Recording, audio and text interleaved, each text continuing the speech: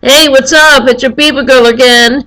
I hope you've all had a good week. We're just about to start July 4th weekend, and it's pretty exciting. My husband has a 3-day weekend, and I have a pretty chill weekend in terms of work and stuff. So I'm actually looking forward to that. So just have a lot of some topics to discuss today. But just get the business out of the way. If you like this video, please hit thumbs up on YouTube, comment, let me know what you think, comment on the Facebook page, please share wherever you share videos. If you're not a subscriber, please hit subscribe. Please share it with your friends, family, Facebook, Twitter, YouTube, Snapchat, Instagram, uh, text, instant message, however you share your videos. Please tell your friends about me. I do a new video every Friday, posted on my Facebook as well as my YouTube channel. So just to get to some business, it's happy birthday to Olivia de Havilland. It's her 100th birthday, and if you don't know who Olivia de Havilland is, she's a famous actress, and she has transcended in terms of acting like iconic status. She's acted through the 20s, 30s, 40s, 50s. I think her last thing was maybe last acting gig was just a few years ago. She has even attended the award shows. I think as late as a couple of years ago. But she's turning 100 today. So if you don't know if you've never seen an Olivia de Havilland film, she's in Gone with the Wind, of course. There's a play, The Heiress, which is still on Broadway, and she was in the film version of that. And you can watch a lot of her movies, I guess, on YouTube or Netflix. Just Google Olivia de Havilland and look up her films, and just see as many as you can because they're fabulous, and she's a great actress. And so I just wanted to shout out because 100 years old. Think about it. She was born in 1916. So imagine all the things that she saw in the last 100 years, and she's still, as far as I know, pretty together in terms of her, sharpness and ability to, and it's all hanging in there. So, shout out to Olivia de Havilland. So, one thing, a lot of things in terms of plus size stuff happening, but I just wanted to say, in terms of Real Housewives of New York, there is a really funny, I guess you would call it a Vine or just a little short thing, but it's on Dorinda's Instagram. If you go on Instagram and you look up Dorinda Medley, there is a guy there, and you scroll down because it was already been like a week ago now. But there's a really funny guy who they took the soundtrack from Dorinda getting upset at the Berkshires when she was like, if you all can't behave, you can all go home. And there's this guy who kind of lip synced to it, and he was in the kitchen acting as if he was Dorinda, and it is so funny. It is just like priceless. And for me, that scene and her saying that, and then him doing this lip sync, that never gets old for me. And then there was a Jerry O'Connell thing where he put on a blonde wig on Watch What Happens Live, and you can see clips of that either on YouTube or the Bravo channel. And that was hilarious too, but he was imitating her voice kind of like low and raspy, and her voice isn't that low and raspy, but it was still hilarious with the wig. But to me, that moment personifies how I have felt at every family gathering, when you clean, you cook, you do all this stuff, and then you have people over, and if they can't behave, and they but the thing is, I'm one of those people. I'm slowly getting better, but it's taken me a long time to just not say something, because I didn't want to. I thought, oh, things are already kind of bad, and then I don't want to make it a bad situation worse by not speaking up. So it's only been recently that I've been able to say, hey, let's change even just to say, let's change the subject, or I don't want to talk about that, or please don't use that word, because sometimes it can get pretty intense. As we all know, not every family is perfect, not every family is the Waltons or the Little House on the Prairie or whatever, and you can get some pretty heated personalities going, and if they haven't seen each other in a while, and if emotions are running high about certain subjects and certain things, it can get pretty intense.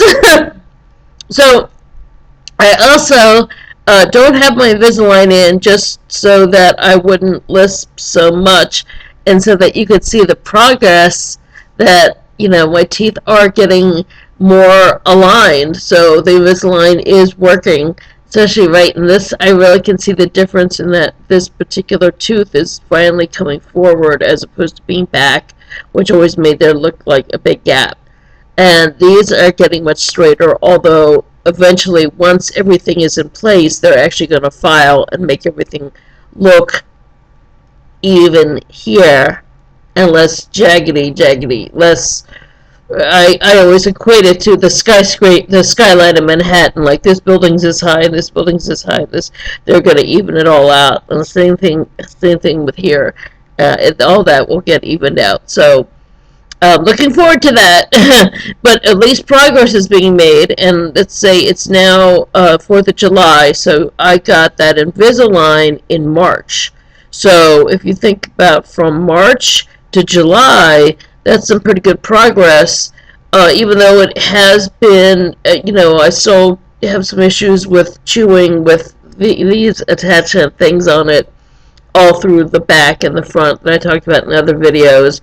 And when you do have the plastic in, you can't, you can only drink water, and you definitely can't eat, and all that. And then also another thing on a personal note, I've discovered through some tests, because I kept getting second and third and fourth opinions because I could not figure out, and people kept, I would say, well, I call it misdiagnosing, but pretty much they would just say, oh, well, you just need to lose weight, lose weight. Well, then once they did some testing, it turns out that my thyroid was not working correctly, so it was preventing me from losing weight. And sometimes doctors will, what I call, it's like fat shaming, and then shaming to the point where they're not going to delve further. And because of that, like, my back pain was related to the thyroid. You can even see I'm much less swollen in here. Speaking is better, and I'm not as, my whole face and neck, if you can look back on my other videos, much more swollen.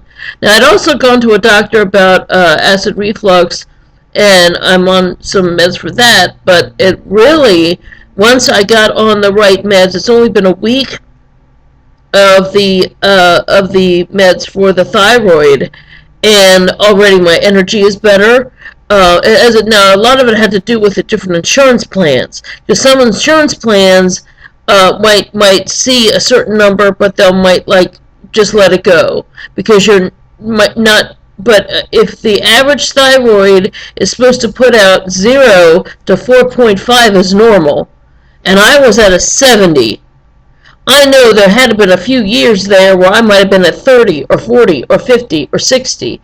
And, I was pretty regular with getting blood tests and stuff. How did it go from being by being told from doctors, oh, you're okay, or, oh, everything's fine, glucose, and the same thing with glucose. It was like, well, it's like a certain level, a certain number to 100, and I was around 98. And, gee, how does it get to 98?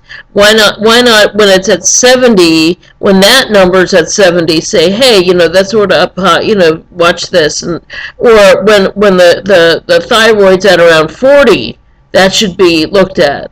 But anyway, we have different insurance now, and thank God it's good enough that they paid attention.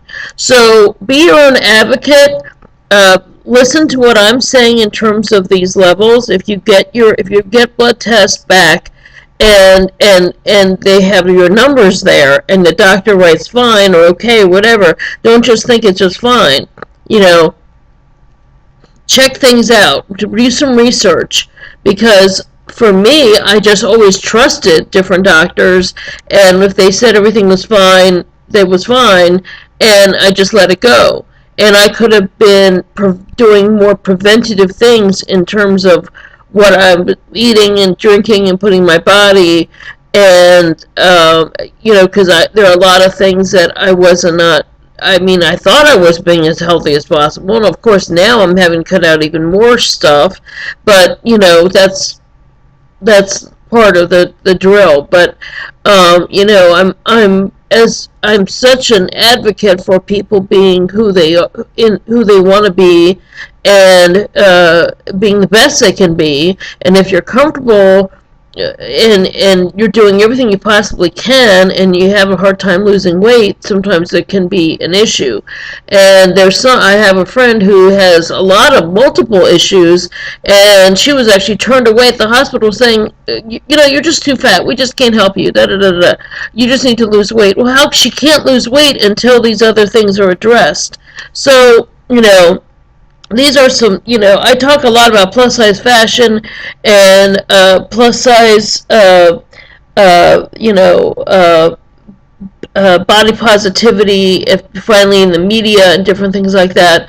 But we have to really work hard so that the medical community does not ignore us and does not treat us as if like we're swept under the rug, because I had a similar issue like that on a gynecological level throughout my life, through my teen 20s and 30s, and then finally I got to my late 30s, and then finally they finally paid attention on that.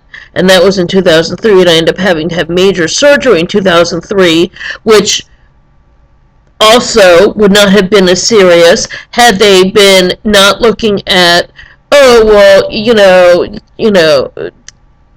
if you just lose weight, your cramps will be better. No, it has nothing, my issues really had nothing to do with being overweight or not overweight, because I had been at my healthiest weight during the time when I also had a lot of those problems. So, and that was something doctors wouldn't hear it. And it wasn't until I was at the age where people were like, oh, okay, now it's time we can operate on these things. And now it's the time, because it's just finally getting past. And no matter how many times I said, I would rather have my day-to-day life be healthier than worry about, can I have a baby?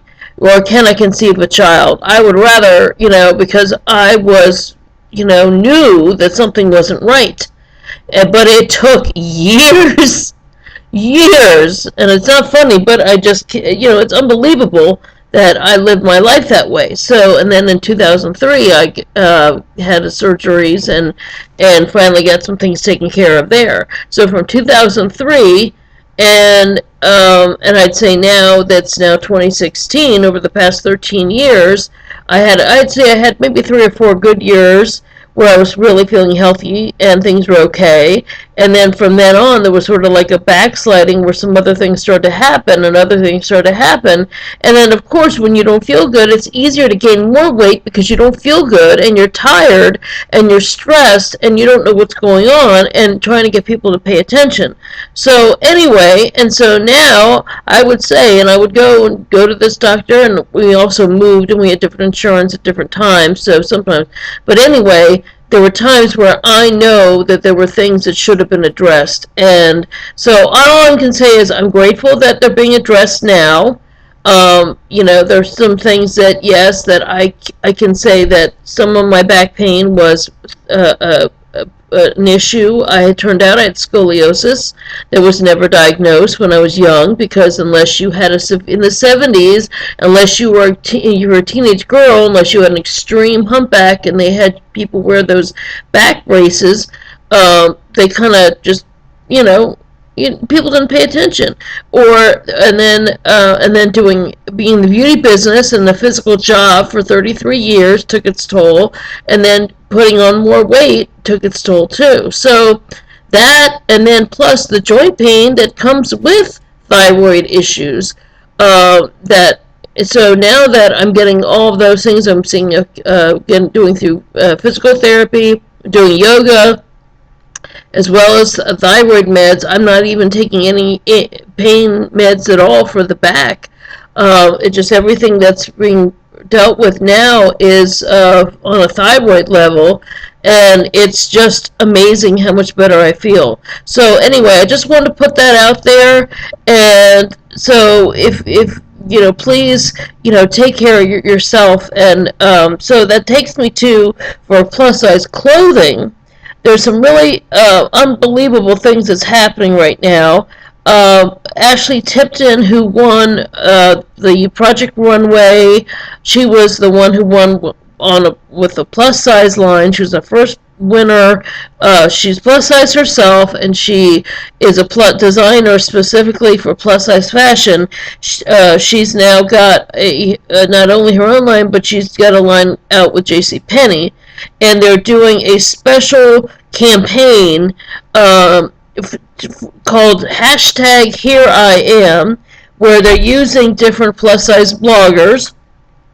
And also, not only are they using different plus size bloggers, but they're also women of all different hair types, women of all different colors, shapes, sizes, heights, and showing that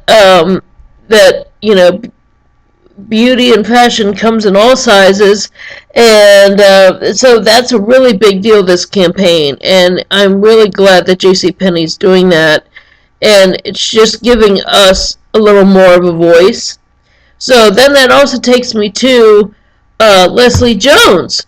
Leslie Jones, who's an actress on SNL and Saturday Night Live, and she's in the new Ghostbusters. So apparently the new Ghostbusters is coming out in a couple week or so, and she has come out to say that no designer or stylist would stepped up to work with her to give her an outfit for the premiere.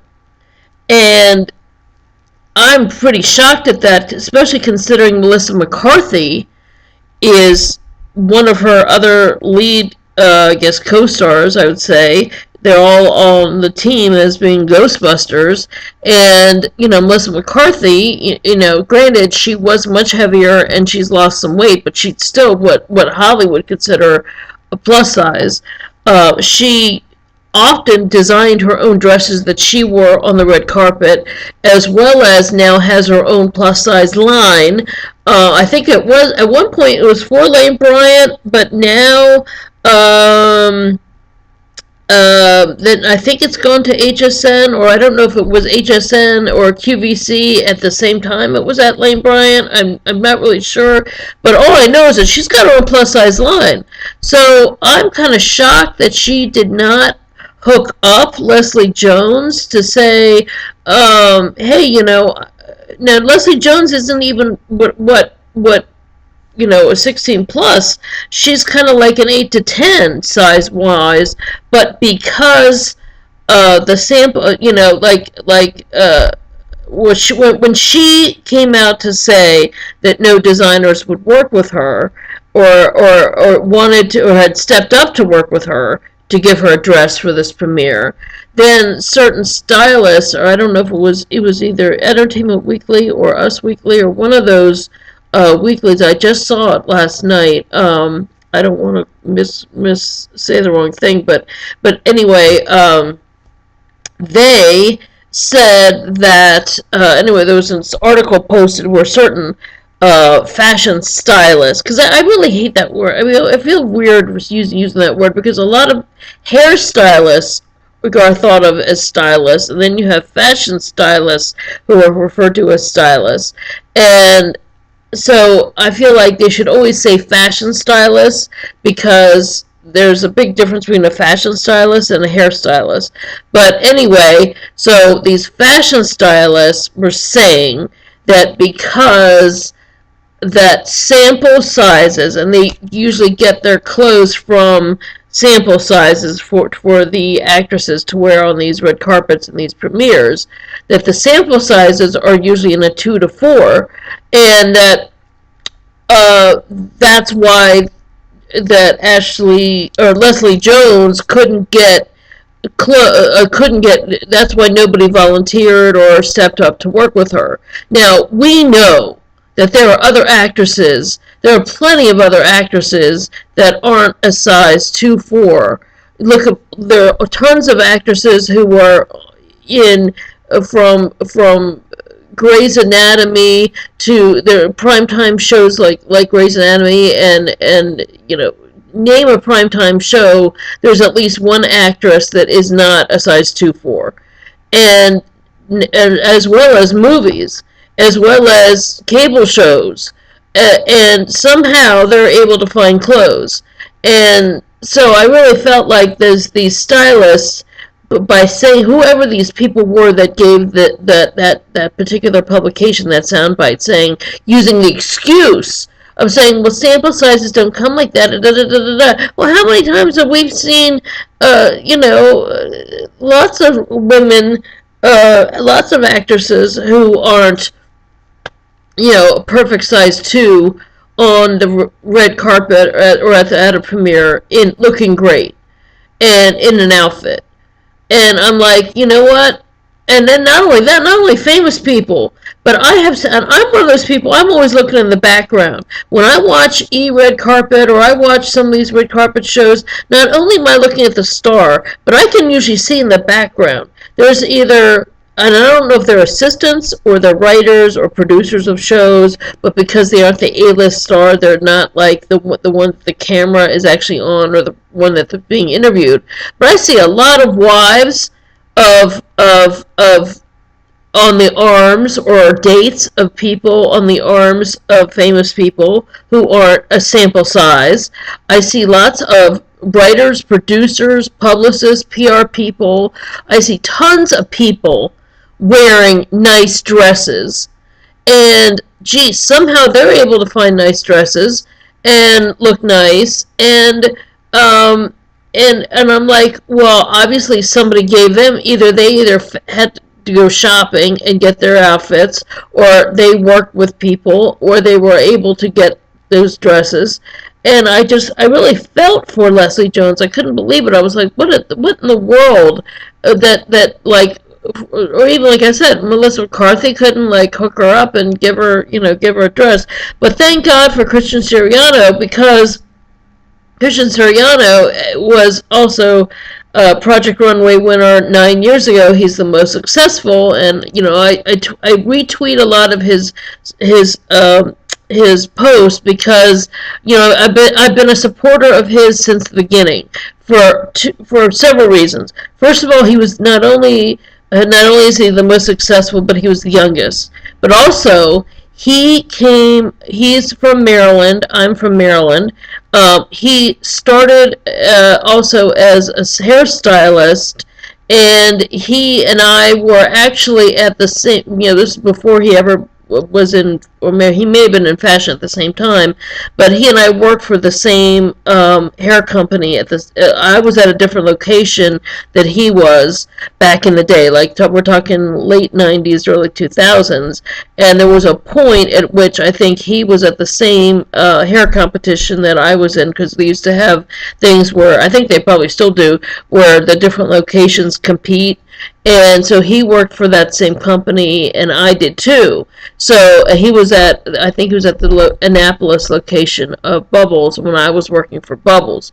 So I could always tell that he had a little bit. I could tell by the way his hair looked when he was on Project Runway. I could always tell that he was really good with hair, and I could tell that his sensibilities were not just for fashion. His sensibilities were like kind of how my sensibilities are, where it's the blending of the art, where it's the beauty, the hair, the clothes, where it's design, where it's everything, colors, art, music. It all is related.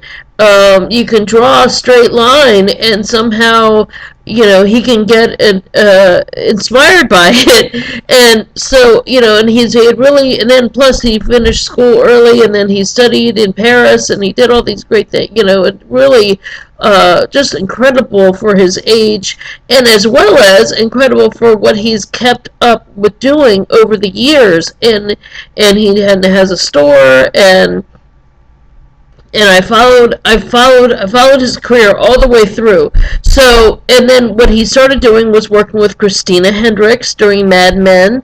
And we all know Christina Hendricks has a very curvy body. Sometimes she, whether it was related to the Mad Men show, or it was related just her own personal thing, but her weight went up and down, and he was stepped up to work with her. And, not all those looks were my favorite looks sometimes, because sometimes I think that sometimes she'd be in colors that kind of washed her out, or sometimes she kept wearing the red lipstick with something that was a little too pale, or there was a pretty pale color in her. I think she could have had a pale lip. But, that's all my own opinions. But overall, he was the one who stepped up to say, I want to work with her. We know she's on a top show. People are going to be looking at her. He was very smart and very wise to do that. And as well as things fit her body in a good way, and it was very flattering, and that helped keep people talking about him, and so I really like that he's doing things like selling prints of his original designs, and he's really found all kinds of different ways. And then this past spring and summer, he put out a plus size line with Lane Bryant. So he is all about saying, okay, I'm working with these very thin models in the sample size, a typical sample size, but at the same time he's not not shunning women of other sizes. If anything, he's doing the opposite as a designer, and being more inclusive, which is in saying you're worthwhile. I want to work with you. I want to do this. So he stepped up, and right now we've been enjoying the pictures of him working with Leslie Jones to get this outfit and this gown together for the premiere. So I'm looking forward to see what he designs and what they do together, because I think it'd be a really cool collaboration, because he really is good at respecting when he works with a famous person. He's really good at kind of still reflecting who they are, and I think she has a very cool, fun, interesting look. I was surprised when they got her for SNL, because I really thought that they were very good at, they had been criticized for a long time, since the Ellen Cleghorn days. They had not had a woman of color on SNL for many years, and that they chose a woman of color who not only was she, wears her hair different, she has a different sensibility, she's not all like perfect hair, and she's not perfectly thin. They really said, okay, we're gonna, we cast a woman who's funny and genuinely funny, and we're not thinking about like, oh, is her hair perfect, or is this perfect, or is this perfect, and so that I was surprised but glad about that, because sometimes we see images of other women in the media, and even if they might be, okay, we put this person who's different in one way, but they have to be similar in all the other ways. And you kind of still have to play the game. And her look is very creative and different, in addition to being the first person of color who's been on the show in a long time. So I don't want to start a thing where, I don't want to speak for people, but I do know, as speaking as a plus size woman, it can be a lot of pressure because, well, if you're plus size, sometimes you already feel like you already have that strike against you. So then you have to be perfect in every other way, because, like, heaven forbid, if you're, and I felt that pressure too, if you're plus size and your hair isn't right and your makeup isn't right and your clothes aren't right, and there's so much pressure, or if and I'm sure that there's a lot of that of for a long time of different people and that's part of the reason why sometimes overweight women like me who are we don't fit the mold. We're not tall, we're not skinny, we don't fit the wasp. Like, I never fit that preppy wasp mode. So a lot of my friends were women of color and gay men and different, and a lot of my friends were, or they were geeky, or we were all the people who didn't fit that, like, super blonde, preppy mode. So we all kind of understood each other because we all felt that pressure, like, you either had to be you had to be twice as good as the other people, or at least to even try to even to be heard, or to compete, or to be listened to in class, or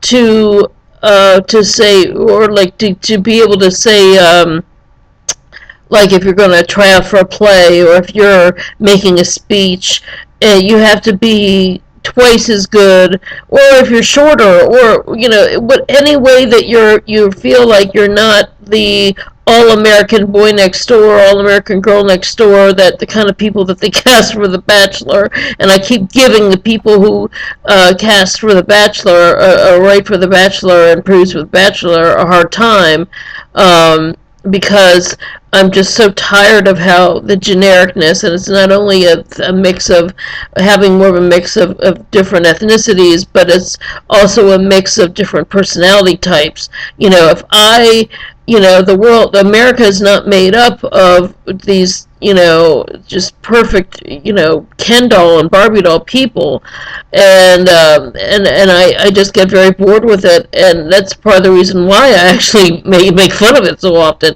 I watch it, but at the same time, I'm watching it ironically and making fun of it in a sarcastic way, just because I just get so tired of the redundancy of it, and this season especially, they cast so many. I mean, I can't even, there's so many men so many of these.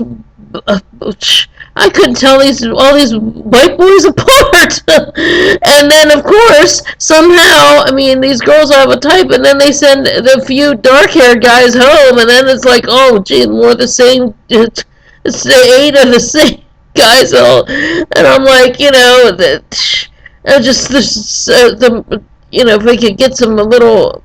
I don't know, if they could have one guy with some earrings, or a leather jacket, or comes in on a motorcycle, for crying out loud. Oh my God, get some edge in there. Of course, they have a guy with a guitar, but it's an acoustic guitar, and it's country, and it's folk, and it's this, and it's like, can we get some rockers up in here, Can we get some guys in some tight leather pants, But anyway, that's what I wanted to say about. I'm really glad to see that Christian Siriano stepped up, and. So those are the two big things that are happening right now. Is Christian Siriano's line with Lane Bryant, Ashley Tipton's line with JCPenney, and Christian Siriano helping Leslie Jones out with her. I mean, and I'm like, why is a woman size 8 to 10, made to feel like there's something wrong with her, And that to me is ridiculous. And once again, we're seeing that that those actors are being treated like that there's something wrong. And I just recently read an article, and I think more actresses are speaking out. It was an article in Allure. I don't think it was just New Allure, but it was maybe Allure of May. It had um, oh gosh, drawing a blank. Oh, I'm drawing a blank. It was a certain actress. I'm just gonna say. I'm not gonna name names, but there's a certain actress who was saying how when she was hired for an action film, I'm not gonna name names because I can't remember her name. But anyway, but this particular actress, who is now very well known and very successful, was saying how when she was hired to work on a certain project, this was told that she would have input, and she was looking forward to being able to, if she wanted to change some things, the director would be open to changing, and that when she did give input, that the director basically said, "I hired you to look good in a bikini with a weapon, and that's all I need from you." And she was taken aback, and at that point in her career, she kind of like had to deal with that, and with this man talking to her that way. And just imagine, a lot of women, I can go out to lunch with a girlfriend and they can be critical of a certain actress, saying, all these actresses, that are in, that say would be in a bikini with a weapon in some action movie or whatever, and they'll be like, all these actresses that are doing this, that they're just adding to the problem. They're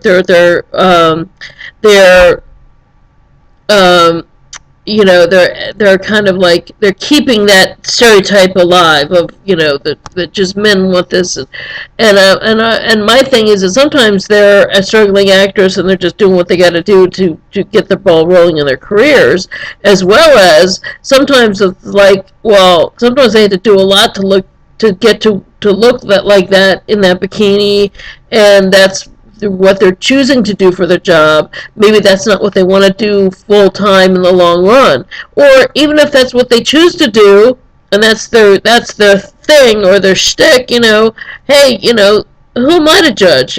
Whatever. But it did show that now that she's sort of on the other side and more successful, that she really felt that director was wrong, and that she's speaking out about it. And so I really feel that people aren't going to be just like people in general they're not going to take a lot of this kind of sexist garbage, and they're not going to be in situations, whether it's sexism about their being treated differently as a female, but sexism or sizeism or racism or prejudice if you're LGBT, or if you're prejudiced against your ideas or whatever. I think people are just speaking out in general now, and we have forums of speaking out, and we're pretty powerful, and these people are pretty powerful too. So if you speak out about things, sometimes things get done. And people will be willing, the good people, the kind people, the people who will see that you're, that, hey, it'll make me, and not only will help my career, but I think what you have to say is worthwhile. So anyway, what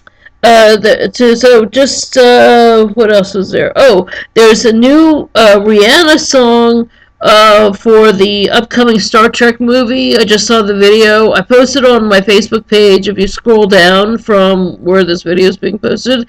But if you go to my Facebook page, BibaGirrrl Facebook page, scroll down from there. But it's also on YouTube. It's called Sledgehammer. I thought it was going to be a redo of the Peter Gabriel Sledgehammer. That shows my age a little bit, but it's there's nothing to do with the Peter Gabriel Sledgehammer. But anyway, it's a really cool song. The makeup in it is really cool. It's sort of futuristic because it goes along with like the new Star Trek movie, and that's a pretty cool. And but yeah, what I was getting back to when we first started, check out some Olivia de Havilland movies and her acting, and I think that's pretty much it.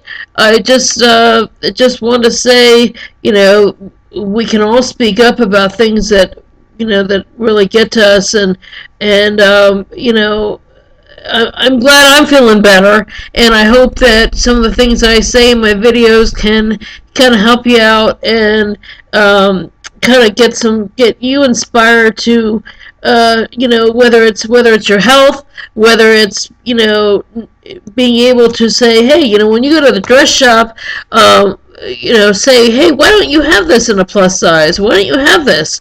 And one thing I recently did, well, this was about 4 or 5 years ago. I'd moved to a new town. I'm not living in that area anymore, but there was a dress shop that had a lot of cool, funky stuff, and they had a few things in size XLs. And I said to the lady who seemed to be the owner, I said, do you, there was something else I liked, but it wasn't in the same size. And I said, oh, did you have this in an XL or plus sizes? She was, oh no, we only carry a few things in that size range. And she was, just as well, because things look better in smaller sizes anyway. And I just was so shocked, because it's one thing to have one thing if she was saying that to a thin coworker or a thin employee, but she's saying that right to my face, and I'm a plus size woman, and I said, wow, okay, so I guess you don't really want my money then, or you don't really want much of my business then, do you? I guess I can only buy earrings here. And then I just sort of like left, and I set what I was looking at down, and then just walked out. And then later on, I had some friends who wanted to go to that store, and I said, look, I'll go there with you, but there's not really much in there, anything that was in there, and they were all kind of like, had like a, so anyway, I really believe in now places like Forever 21, not all locations, but certain places like even like Forever 21 are now starting to pay attention. And my thing is, as long as they have not only plus sizes but a wide variety of styles, because not all of us want exactly the same type of trends. There's some trends that I think are really cool, and there's some trends that I'm like kind of iffy about. So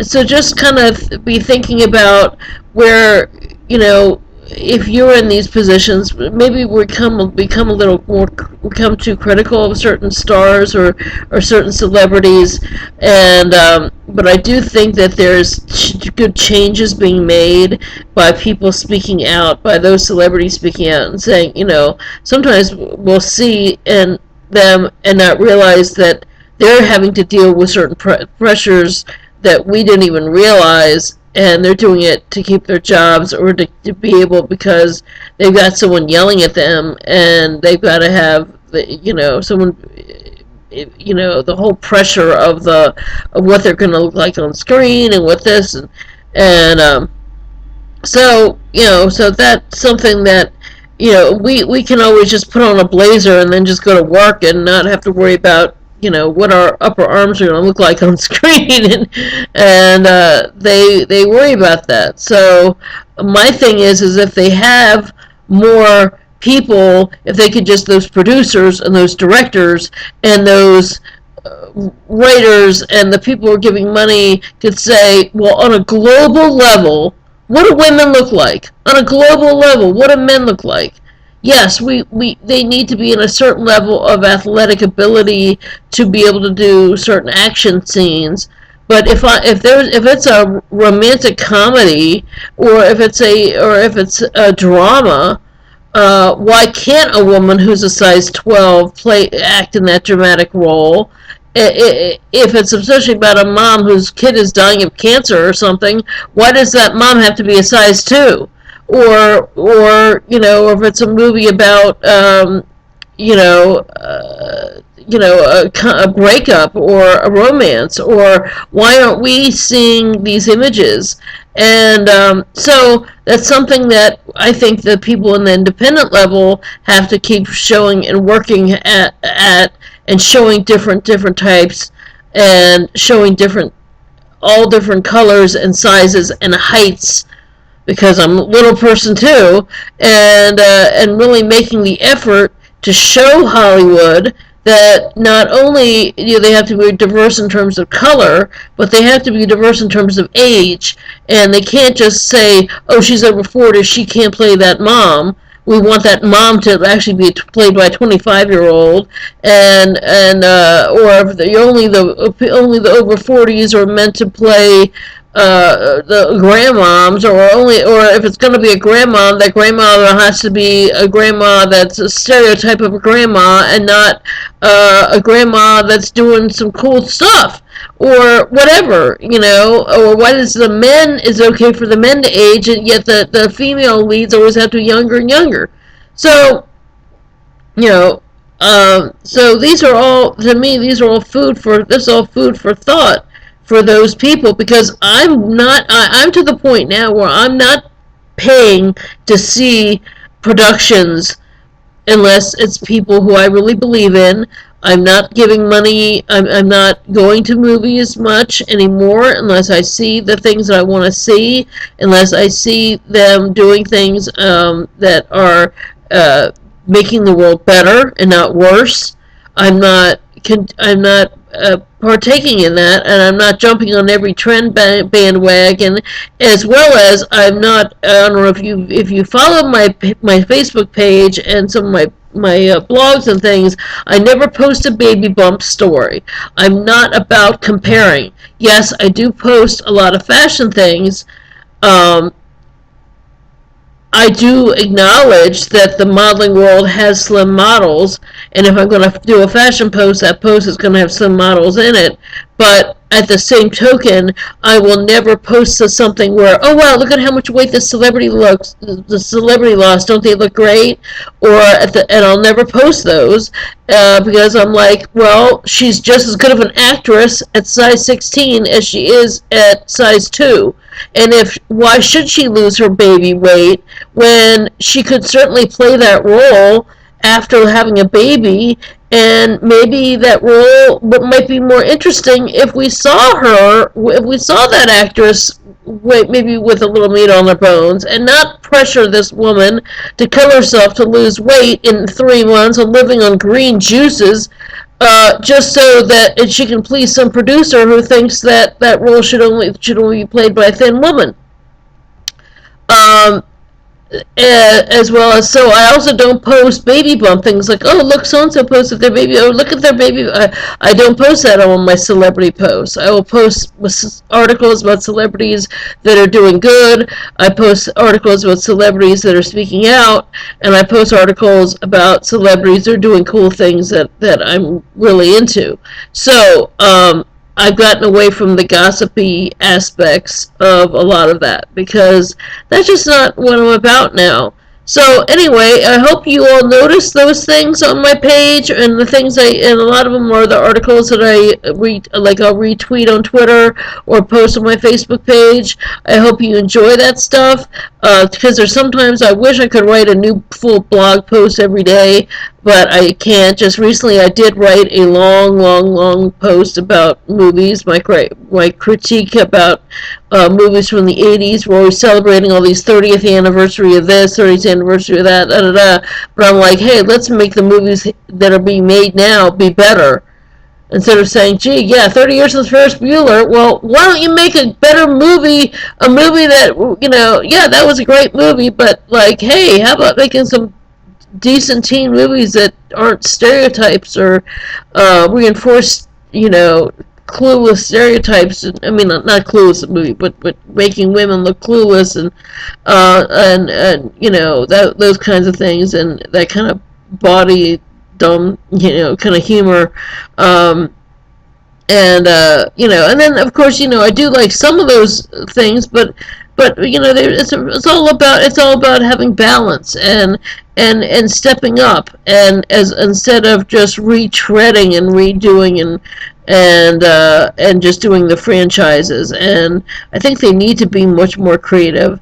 But that long blog post I posted had to do with why the indie films are so important, why the indie web series on YouTube are important, and why, just like why independent fashion designers are important too, and why we need to start looking, why Hollywood needs to start looking to that level of talent, and to market for the future, as opposed to keep redoing the same, using the same actors and the same people over and over again, and redoing franchises. So anyway, I hope I didn't talk too fast for you. I had to want to get it all in. I had a lot to say today. I hope you have a great 4th of July weekend. Safe, happy, fun. Let's all stay safe. Let's stay positive.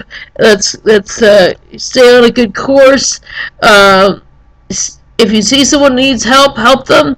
And so take care and have a great day. Bye.